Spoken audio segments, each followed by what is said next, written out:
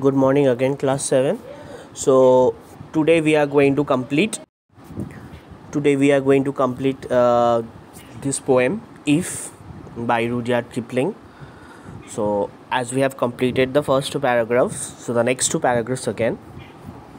So what the third stanza says, it says, if you can make one heap of all your winnings and risk it on one turn of pitch and toss, and lose and start again at your beginnings and never breathe a word about your loss. If you can force your heart and nerve and sinew to serve your turn long after they are gone, and so hold on when there is nothing in you except the will which says to them, hold on. So what is the meaning of sinew? A strong band of tissue in the body that joins a muscles to a bone. So here the muscle, the strength. So sinew in simple language you will say only strength. So what Rudyard Kipling is trying to say, we should be able to accumulate all we have, okay, and take a risk in one turn of the game of pitch and toss. Means we have to play a game in which we will take the risk of losing it. We may lose the game, so we can win or we can lose the game and all our possessions that we have, but we have to stay calm without uttering a word about that loss and rebuild it from the beginning. So this is a very important thing, that we may lose it, but we will not lose our state of mind, we will not lose our calmness and utter about that loss. What we will do, we will rebuild it again. So actually the poet talks about the capability of taking big risk to achieve much greater success and keeping quiet even if we lose the bet.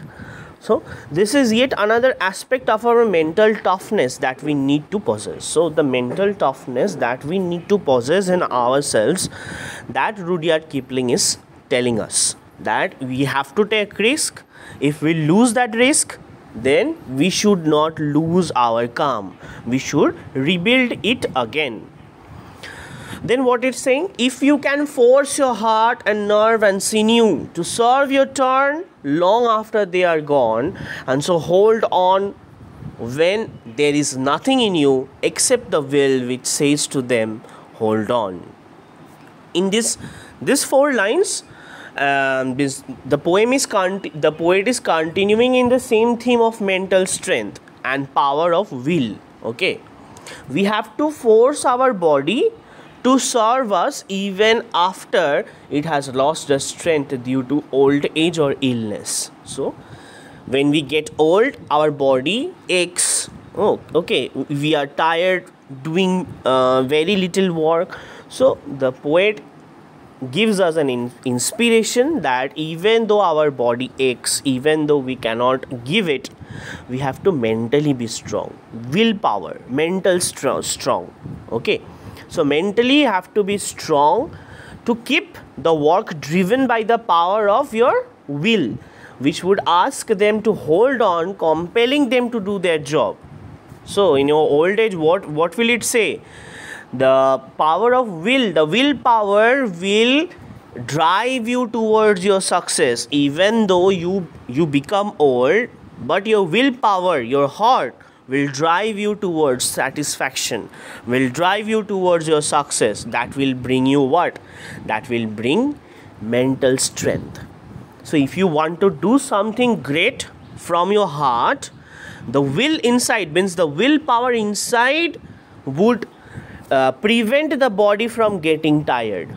Okay, you suppose you want to do something for someone, okay, but your body is not giving up, you are very tired, but your heart will never let you lose. Indeed, there is a proverb regarding it: when going gets tough, the tough gets going. Okay, so you have to make everything very easy from your heart. So let's continue with the fourth. If you can talk with crowds and keep your virtue, or walk with kings nor lose the common touch. So We should stay in touch with people from every class of the society. We should not discriminate. Here comes the discrimination, that he is black, he is that, he is something else, he belongs to Muslim, he belongs to Hindu, he belongs to Sikh. We will not see all these things. We will consider every one of our fellow mates as our friends. So we should stay in touch with people from every class of the society. We should be able to talk with common mass without losing our virtue or moral values. Again, we should be able to walk with kings without going beyond the reach of the common people. So we will mix with everyone, but we will not forget ourselves. We will not become someone else. If you are trying to see the king, you want a pleasurable life like a king. So that is not possible, or that you should not do. You must entertain yourself. You must be satisfied with yourself. So this is what Rudyard Kipling is trying to say. Okay. So the basic thing here is the common touch, which would help us to realize the reality and feel the needs of the society. If you mix with the very common people, then you will understand how our society is. And on the other hand, the noble touch would give us the power and opportunity to reach higher goals. So you cannot limit yourself to the common people. You have an achievement in your life, you have an aim in life. So for that, you need to look towards betterment. And when you look towards betterment, you will try by yourself to reach that betterment. And when you try to reach that betterment, you automatically take that opportunity to reach your higher goals. So if neither foes nor loving friends can hurt you, if all men count with you, but none too much. So here we should build ourselves strong enough mentally and physically, so that neither enemies, foes means enemies, nor your loving friends can hurt you. So moreover, we should develop healthy relationship with everyone around us and should not allow anyone to harm us. So what we should do, we have to develop our personality in the right way, so that everyone supports us and gives us importance, but none too much. Okay, somebody is flattering us too much. So we need not hear that. We should be confident about ourselves. If we allow someone to give us too much importance, we may be emotionally bound. That may restrict our freedom and prevent us from doing our duty.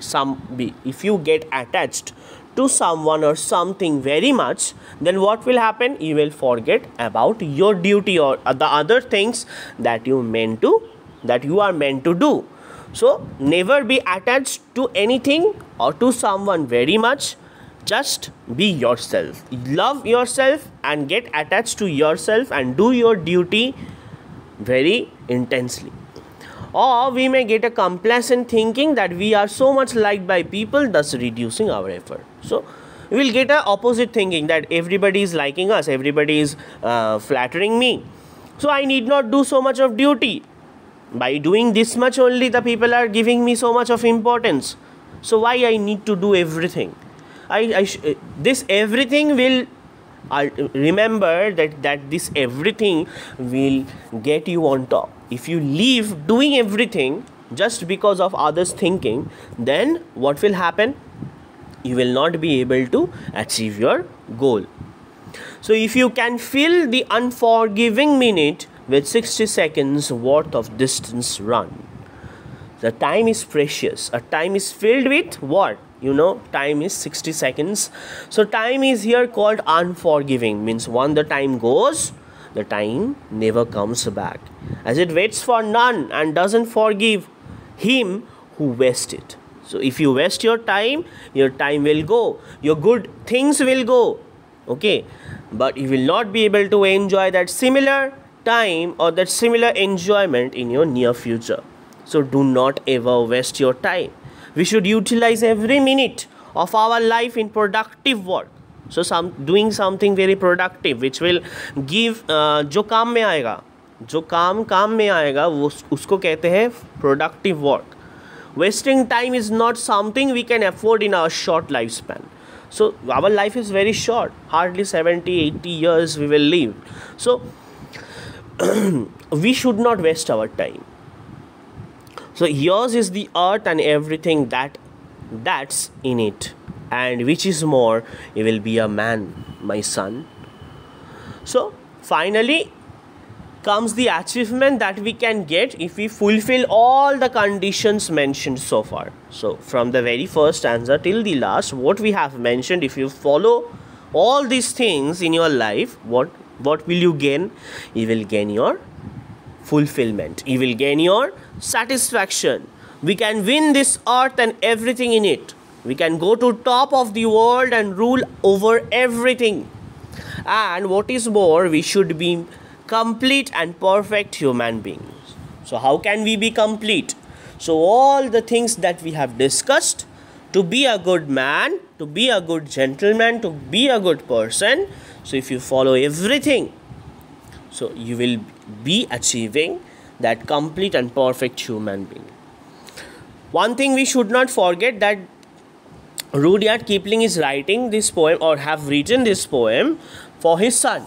As it is addressed in the very last line, you can see, you will be a man, my son. So the poet wanted to show his son the right way to be a future leader, how to lead your future, the right way. But it has inspired many a man in their journey of life on earth so far. So those who have read this poem have got the inspiration very hard. Okay, so you will learn this poem and you will hear this poem nicely, and the other two parts are given today.